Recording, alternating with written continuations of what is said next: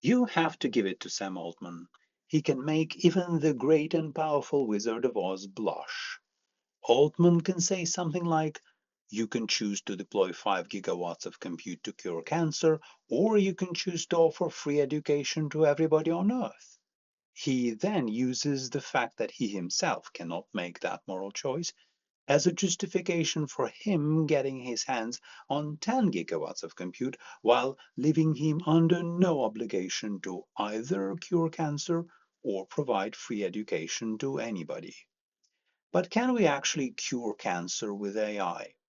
In our next episode on Monday, we will unpack the capabilities that an agent with artificial general intelligence, or AGI, must possess in order to find the cure for cancer and transform the medicine as we know it.